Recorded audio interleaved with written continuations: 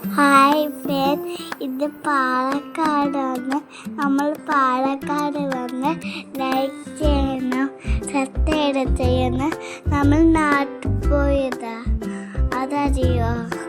അത് നമ്മൾ ചേച്ചീൻ്റെ വീട്ടിലേക്ക് പോയി, അച്ഛൻ്റെ ഫ്രണ്ടിൻ്റെ വീട്ടിലേക്ക് പോയി ലൈക്ക് ചെയ്യണം, സബ്സ്ക്രൈബ് చేయడం. హాయ్ ఫ్రెండ్స్, ఫైనల్గా మేము పాలగడ్ అయితే వచ్చేసాము.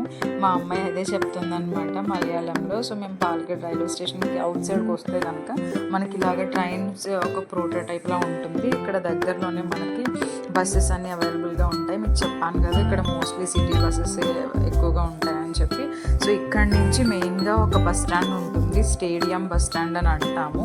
అక్కడికి వెళ్ళిన తర్వాత ఎక్కడికైనా వెళ్ళడానికి ఉంటుందన్నమాట. ఆ స్టేడియం బస్ స్టాండ్ అనేది ఒక సెంటర్ అనమాట అన్నిటికీ కూడా.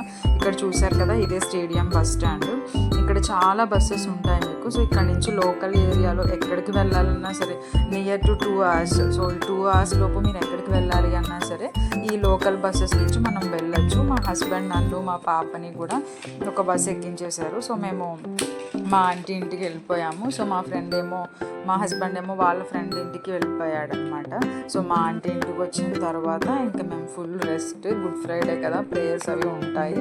సో అందుకని చెప్పి ఫుల్ రెస్ట్ అనమాట. సో ఆంటీ ఇంట్లో వచ్చిన తర్వాత ఇంకా మా పాపకైతే పాలగడ్ చాలా ఇష్టం. ఎందుకంటే ఇక్కడే మోస్ట్లీ తను పెరిగిందంతా కూడా ఇక్కడే అనమాట. 3 years మేము ఇక్కడే ఉన్నాము.